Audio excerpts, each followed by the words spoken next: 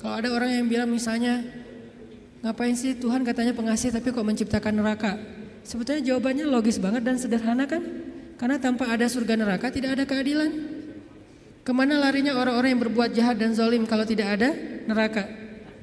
Maka kalau semuanya masuk surga, yang zalim sama yang terzalimi, lalu di mana keadilan? Kalau gitu kita mending jadi orang jahat aja, toh masuk surga juga kan? Mending kita ambil aja hak orang lain, toh nanti di akhirat juga tetap masuk surga. Kalau gitu di mana ada keadilan?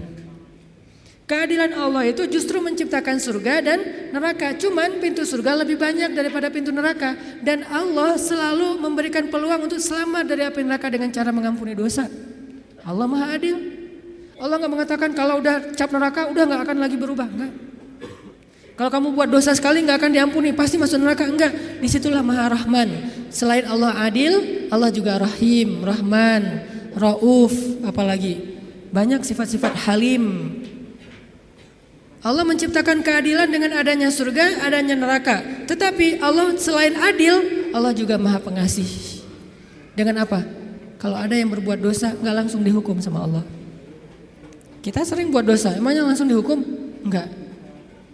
Kadang-kadang memang Allah langsung negur, tapi bukan hukuman. Karena kalau dihukum harusnya lebih dari itu.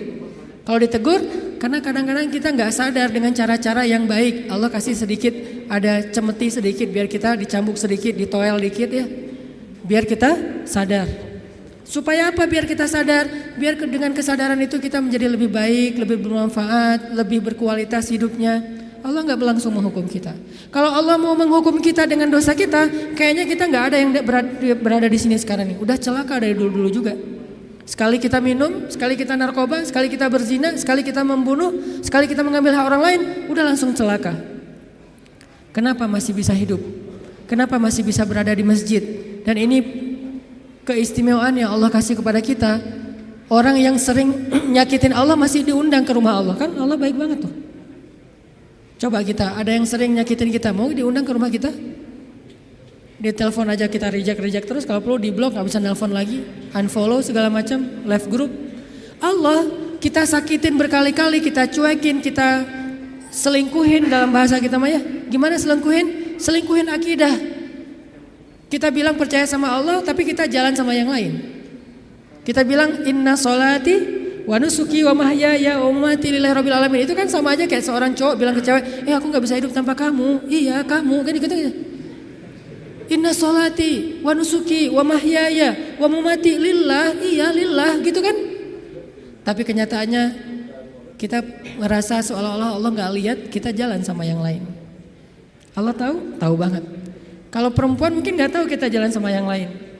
Ketika nanti dia tahu, akhirnya dia shock, panik, dia luar biasa tersakiti. Tapi kalau Allah, setiap kita jalan sama yang lain tuh Allah ngelihat.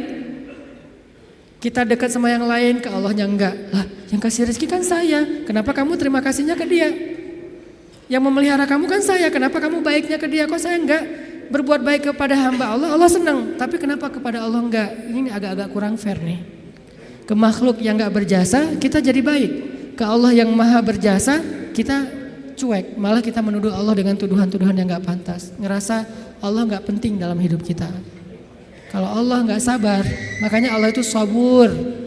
Apa arti sabur? Sabar banget. Allah itu sami. Apa arti sami? Dengar curhat banget lah. Kita pasti gak kuat dengar curhat teman-teman kita. Bayangin kalau yang curhat ke kita itu ada puluhan orang, kan stres juga tuh setiap hari. Allah dicurhatin miliaran orang setiap hari coba. Bukan miliaran orang, miliaran makhluk, semuanya curhat kepada Allah. Yas'aluhu man fis samawati wal ardh. Semua yang ada di langit dan di bumi curhat kepada Allah. Tapi Allah mendengar semua curhat mereka seolah-olah mereka itu cuma satu orang doang gitu. Dan baru pertama kali curhat, akhirnya Allah mendengarnya tuh sami'un. Betah banget ngedengerin curhatnya. Betah banget Allah dengar curhat kita, gak pernah. Kan kamu udah kemarin curhat, giliran atau dengan yang lain? Enggak kan? Kita berdoa setiap hari, kan udah kemarin giliran. Soalnya yang berdoa itu banyak loh. Kita di DM aja, di japri aja kadang-kadang bete juga nih kalau udah dijawab sekali terus nanya lagi karena banyak banget yang bertanya. Kan agak capek tuh makhluk. Makanya kita gak disebut sami'ud, tapi kita sami'un. Allah sami'un, kita sami'un. Apa bedanya? Kalau sami'un senang mendengar, tapi tetap ada batasnya. Kalau sami'un, pendengar banget, betah banget ngedengerin, gak ada batasnya, gak pernah Allah capek mendengar curhat kita. Lagian kadang-kadang kita yang dicurhatin ke Allah itu masalahnya itu juga belum selesai. Allah gak pernah bilang, belum selesai juga masalah yang kemarin. Gak pernah Allah ngomong gitu. Kayak berlarut-larut kamu teh masalah gak beres-beres. Allah gak pernah ngomong kayak gitu kan. Tetap aja hambaku ada apa, Allah mendengar. Dan bukan cuma mendengar, Allah yang ngedatangin kita ke langit dunia setiap sepertiga malam. Terus Allah bertanya, hal min dhi hajah, ada gak di antara hambaku yang butuh sesuatu? Sini. Hal min taib, adakah di antara hambaku yang pengen taubat? Sini aku terima taubatnya. Hal min mustaghfir, adakah di antara hambaku yang pengen minta ampun? Sini aku ampuni dosanya. Allah datangin kita, Allah nawarin jasa kepada kita, masih kita bilang juga Allah nggak berjasa dalam hidup kita. Masih kita bilang kita nggak butuh Allah Subhanahu Wa Taala. Fa bi ayyi ala'i rabbikuma tukadziban.